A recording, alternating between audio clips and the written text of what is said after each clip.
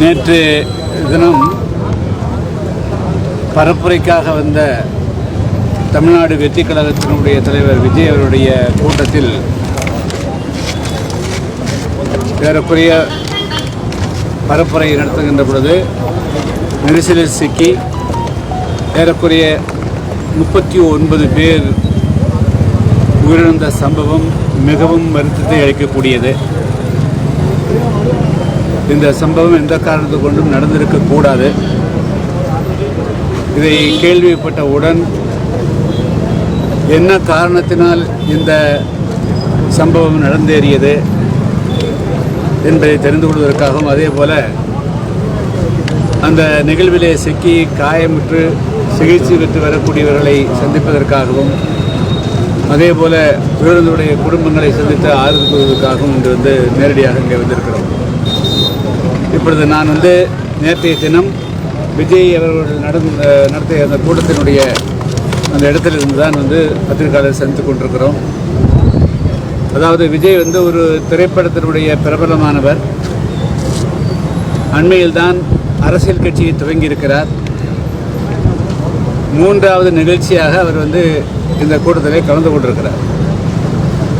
பொதுவாக திரைப்பட நடிகர்கள் என்று சொன்னாலே எல்லா மக்களும் ஆர்வத்துடன் பார்க்க வருவார்கள். எனவே அவர்களை போன்றவர்கள் ஒரு பொதுக்கூட்டத்திற்கு வருகின்ற பொழுது அவர்களுக்கு ஒதுக்கப்படக்கூடிய இடங்கள் விசாலமானதாக இருக்க வேண்டும். இப்பொழுது நாங்கள் பார்வையிட்ட இடத்தை பொறுத்த மட்டிலும் இது எந்த விதத்திலேயும் ஒரு சாதாரணமான ஆர்ப்பாட்டம் நடத்துவதற்கு கூட தகுதியற்ற இடம் இந்த இடம். ஆனால் எப்படி இது காவல்துறை இந்த இடத்தை அவர்களுக்கு ஒதுக்கிறார்கள் என்று தெரியவில்லை. கரூரில் எவ்வளவோ மிக விசாலமான இடங்கள் இருக்கின்ற பொழுது நகரனுடைய மையப்பகுதியிலிருந்து 3-4 கிலோமீட்டருக்கு அப்பால் ஒரு புறநகர் பகுதியில் வேலுசாமிபுரம் என்று அழைக்கக்கூடிய இந்த பகுதியில் ஒதுக்கி இருப்பதே இது ஒரு நல்ல நோக்கம் இருப்பதாக தெரியவில்லை. பொதுவாக தமிழ்நாட்டில் அண்மை காலமாக ஆளுங்கட்சி அல்லது அவர்களோடு கூட்டணி இருக்கக்கூடிய கட்சிகளுக்கு ஒரு விதமான பார்வையுடனும், அதே சமயத்தில் எதிர்த்தரப்பில் இருக்கக்கூடிய அரசியல் கட்சிகளுக்கு அனுமதி கொடுப்பதிலேயும் 2 விதமான போக்குகளை தமிழ்நாடு அரசும் காவல்துறையும் மேற்கொண்டு வருகின்றன. அந்த வகையிலே திட்டமிட்டு தமிழ்நாடு வெற்றி கழகத்தினுடைய தலைவர் விஜய் அவர்களுக்கு ஒரு அவப்பெயரை உருவாக்க வேண்டும், அவருடைய கூட்டம் சிறப்பான முறையிலே நடந்திடக்கூடாது என்ற தீய நோக்கத்துடனேயே இந்த இடத்தை கொடுத்திருப்பதாக அது திணித்திருப்பதாக தெரிகிறது. மேலும் அவர் அவருடைய வாகனம் கிழக்கிலே இருந்து மேற்கு நோக்கி போகிறது. அப்படி என்று சொன்னால் அவருக்கு இடதுபுறமாகத்தான் அந்த வாகனம் சென்றிருக்க வேண்டும். எதற்காக காவல்துறை வலதுபுறமாக அவருடைய வாகனத்தை ஒதுக்கிவிட்டது? 2வது, அவர் அந்த நுழைவாயிலேயே அவர் பேசியிருக்க முடியும். ஆனால் அவருக்கு ஒரு இடத்தை புள்ளியை கொடுத்துவிட்டு இந்த இடத்துக்குத்தான் செல்ல வேண்டும் என்று கூட்டத்துக்குள்ள, நெரிசலான கூட்டத்துக்குள்ள அவரை கட்டாயத்தைப்படுத்தி நிர்பந்தப்படுத்தி தள்ளி கொண்டு வந்ததுதான் கூட்டம் முண்டியடித்து கொண்டு வர வேண்டிய நிர்பந்தம் ஏற்பட்டிருக்கிறது. 2வது, இங்கே கம்பியை வைத்து 2 பேரை தாக்கியிருக்கார்கள், லத்தி சார்ஜ் நடந்திருக்குது. இதெல்லாம் எதற்காக நடைபெற்றது? அடுத்து அந்த நேரத்தில் 1 மணி நேரத்துக்கு மேலாக அவர் கூட்டம் நடக்கிற போது அது இரவில் 7:45 மணி 8 மணிக்கு மின்சார துண்டிப்பு எதற்கு செய்தார்? அப்போ இது எல்லாமே திட்டமிட்டு பார்க்கின்ற பொழுது தமிழ்நாட்டு அரசியலில் ஆளுங்கட்சி மட்டும்தான் கூட்டம் நடத்தணும், அவர்கள் மட்டும்தான் மாநாடு நடத்தணும். வேறு எந்த அரசியல் கட்சிகளுமே தங்களை தாண்டி ஒரு அரசியல் கட்சி ஒரு கூட்டத்தை நடத்தி சிறப்பாக பெயர் வரக்கூடாது என்ற ஒரு உள்நோக்கத்தோடு தான் இந்த அரசு நடந்து கொண்டிருக்கிறது. அந்த வகையில் திட்டமிட்டு தமிழ்நாடு வெற்றி கழகத்தினுடைய தலைவர் விஜய் அவர்களுடைய கூட்டத்தை சீர்குலைக்க வேண்டும். அது ஏதாவது ஒரு அசம்பாவியத்தை உருவாக்கணும், அவருக்கு ஒரு பயத்தை உருவாக்கணும், அவருக்கு ஒரு கெட்ட பேரை பொதுமக்கள் மத்தியில் உருவாக்கணும். திமுகவுக்கு மாற்றாக 2026 சட்டமன்ற தேர்தல் இன்னொரு சக்தி எழுந்து வந்துவிடக்கூடாது என்ற அரசியல் நோக்கத்தோடு தான் இந்த கூட்டம் சீர்குலைக்கப்பட்டதாக தெரிகிறது.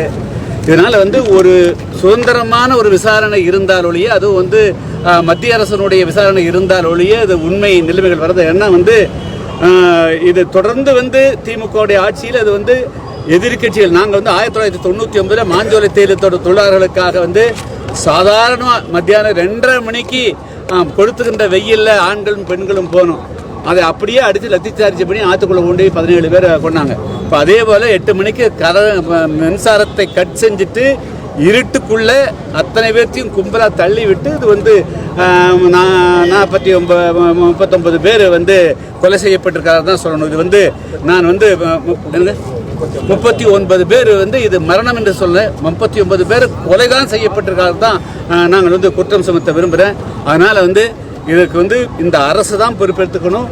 காவல்துறையை வந்து அரசியலாக்கிட்டான். அவர்கள் வந்து கரை கட்டாத திமுக காரர்களாக செயல்படணும். அது கான்ஸ்டபிள் இருந்து எஸ்பியிலிருந்து டிஜிபி வரையிலும் அந்த மாதிரி ஒரு நிலையை வந்து தமிழ்நாட்டில் தள்ளுகிறாங்க. மத்திய அரசு இதை வந்து வேடிக்கை பார்த்தால் தமிழ்நாட்டில் 2026 சட்டமன்ற தேர்தல் நேர்மையாக நடக்காது, அமைதியாக நடக்காது. அதனால் மத்திய அரசு உடனடியாக தலையிட வேண்டும் என்று நான் வந்து வலியுறுத்துகிறேன். 39 பேர் கொலை செய்யப்பட்டிருக்காங்கன்னு நேரடியாக குற்றம் சாட்டுங்க. அந்த கொலைக்கான காரணம் யாருன்னு சார் சொல்றீங்க? அதாங்க நான் இவ்வளவு நேரம் சொன்னேன். மின்சாரத்தை எதுக்காக கட் பண்ணாங்க? மின்சாரம் கட் பண்ணுது. 2வது ஒரு பிரபல்யமான பிரசித்தி பெற்ற ஒரு நடிகர் அவர். அவரை பார்ப்பதற்கு ஆண்கள் பெண்கள் தமிழ்நாட்டில் அப்படி ஒரு கலாச்சாரத்தை உருவாக்கி வச்சிருக்கிறீங்க. திரைப்படத்தில் இருக்கக்கூடியவங்க மேல ஒரு ஈர்ப்பை உண்டாக்கி வச்சிருக்கிறீங்க. அப்போ வருவாங்கிற போது அவர்களுக்கு வந்து நீங்க பார்த்து அவங்களோட டிஸ்கஸ் பண்ணி நீங்க வந்து விசாலமான இடத்த கொடுக்கணும். விசாலமான கொடுத்தோன்னா அவங்க பாட்டில் வந்து அந்த இடத்த நடத்திட்டு போயிடுவாங்க. நெருக்கமடியான இடத்த ஏன் கொடுக்குறீங்க நீங்க?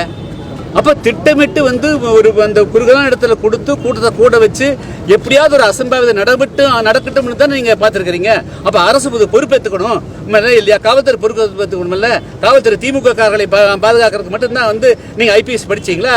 அதுதான் ஐஏஎஸ் படிச்சிங்களா நீங்கள்? அதுக்கு தான் வந்து இந்த தமிழ்நாட்டில் அரசு இயந்திரம் வந்து 18 லட்சம் பேருக்கு வந்து ஒரு வருஷத்துக்கு வந்து 1.5 லட்சம் கோடி ரூபா சம்பளம் கொடுத்து வச்சுக்கிறோமா? தமிழ்நாட்டு மக்களுடைய 7 கோடி பேருடைய உயிரை பாதுகாக்க வேண்டிய பொறுப்பு இருக்குல்ல? அப்ப இந்த அரசு தானே ஏன் நீங்க வந்து ஒரு நேரத்தில் 10,000 பேர் போலீஸ் போட்டிருக்கணும்ல? அவ்வளவு பெரிய நடிகர் வராருல்ல? அப்ப நீங்க வந்து பொறுப்பு எடுத்துக்கணுமா இல்லையா? அப்ப இது எப்படி வந்து விபத்து நாங்க எப்படி இருக்கிறது? இது திட்டமிட்டு வந்து ரகசியமாக திட்டமிட்டு வந்து இது கொலைன்னு தான் நாங்க பார்க்க வேண்டியது. வேற எப்படி பார்க்க வேண்டியிருக்குது? இது கொலையா இல்லையா என்னங்கிறதெல்லாம் வந்து சுதந்திரமான இண்டிபெண்டா ஒரு விசாரணை நடந்தா தான் வந்து இதெல்லாம் உண்மை நிலைமைகள் வெளியே வரும். இல்லைன்னா மின்சாரத்தை எதுக்காக கட் பண்ணணும்? எதுக்காக ஒரு தலைவர் பேசிக் கொண்டிருக்கணும் வருகின்ற பொழுது அப்ப 7 மணி 7:30 மணி வரையிலும் நீங்க மின்சாரம் இருக்கும். அவர் வந்த உடனே மின்சாரம் கட் ஆகுமா? அப்ப இன்னைக்கு இருக்கக்கூடிய எல்லா காரியத்து தலைவர்களும் நீங்க பண்ணுவீங்களா இல்லையா? தேர்தல் வர நீங்க எல்லாமே எல்லா காரியத்தையும் பண்ணுவீங்க இல்லையா? அப்ப அதனால இது வந்து நீங்க அப்படித்தான் இந்த விபத்து எல்லாம் கொண்டு போக கூடாது. இது 39 பேருடைய மரணம், இது கொலைதான். எனவே அப்படித்தான் இந்த வழக்கை கொண்டு போகணும். அதன் மூலமா தான் வந்து உண்மையான விசாரணையை உண்மை தன்மை வெளியே வருங்க. 39 பேர் இறந்து போயிட்டாங்க. நீங்க உள்பட பல்வேறு தலைவர்களும் வந்து சந்திச்சிட்டு இருக்காங்க. பட் விஜய் பார்க்க வந்து தான் இவ்வளவு பேர் இறந்து போயிட்டாங்க. அவர் வரலங்கிறது மிகப்பெரிய குற்றச்சாட்டா இருக்கு சார். இல்லை, அதை வந்து எதை வேணாலும் சொல்லலாங்க. அவர் வந்து இப்பொழுதுதான் வந்து திரைப்படத்துல இருந்து அரசியலுக்கு வந்திருக்கிறாரு. 39 பேர் இறந்துட்டாங்கிற அந்த பதட்டம் இருக்கலாம். அல்லது வந்து இது மீண்டும் ஏதாவது வந்து இது இன்னும் மீண்டும் அவரை பார்க்கறதுக்காக வரக்கூடியதோ அல்லது வந்து ஏதாவது ஒரு அசந்தம் இன்னும் கூடுதலாக ஏதாவது உயிரிழப்பை தடுக்கிறதுக்காக கூட அவர் வந்து அந்த இடத்துல இருந்து வெளியே போயிருக்கலாம். மற்றபடி அதுக்காக வந்து தன்னுடைய கட்சிக்காரர் தன்னை பார்க்க வந்தவங்க 39 இறந்த பிறகு யாரும் மனசாட்சி இருக்கக்கூடியவர்கள் யாரும் வந்து வெளியே போக மாட்டாங்க. அவர் இன்னும் கூடுதலாக இன்னொரு சம்பவம் நடந்துவிடக்கூடாது என்ற ஒரு முன்னெச்சரிக்கையுடைய அடிப்படையில் தான் அவர் போயிருக்க வாய்ப்பு இருக்கே தவிர மற்றபடியா இதை வந்து உதாசீனப்படுத்தி இப்போது வந்து அப்படி பார்க்க கூடாதுங்கிறது என்னுடைய பார்வை. சம்பவம் முடிஞ்சதுக்கு அப்புறம் அரசு பல்வேறு நடவடிக்கை எடுத்திருக்கு சார். அதை பத்தி என்ன அரசு எடுத்தாங்க? என்னத்துக்கு அரசு? அப்படி என்ன திமுக அரசு மேல இவங்க மேல பற்று? இறந்தவங்க வந்து தமிழ்நாடு வெற்றி கழகத்தோட பம்பு. ஏன் இங்க இருக்கிறவங்க 5வது நிமிஷம் எப்படி வர முடியும்? இல்லை காத்துட்டு இருந்தாங்களா? எல்லாமே தயாரா நிலையில் இருந்தாங்க. தண்ணி பாட்டிலோடையும் இதெல்லாம் தயாராக இருந்தாங்க. ஆம்புலன்ஸ் எல்லாம் உள்ள தயாராக இருந்தாங்களா? நடக்கட்டும், நம்ம கரெக்டாக எல்லாமே திட்டமிட்டு எப்படி போயிட்டு இருக்குன்னு காத்துட்டு இருந்தாங்களா? என்னது என்ன விளையாட்டு? என்னது என்ன கேலி கூத்து? தமிழ்நாட்டில் இதெல்லாம் நடக்காது ஆச்சுங்களா? கரெக்டாக மரியாதையை ஒழுங்காக இருந்துக்கணும் ஆச்சா. திமுக நிரந்தரமான ஆட்சி கட்டில் வந்து அப்படிங்கிறத நடக்காது. தமிழ்நாட்டில் 2026 வேறு விதமாக இருக்கும் ஆச்சா. அவங்க கூட்டங்கள் எல்லாம் எப்படி நாளைக்கு அமைதியாக நடக்கும்? போலீஸ் வச்சு இந்த தமிழ்நாட்டில் வந்து எல்லாமே பண்ணிட முடியுமா? மக்களுக்கு இருந்திருந்தா என்ன ஆகிறது? அது ஒழுங்கா நடத்தக்கூட திமுக. Okay, thank you sir.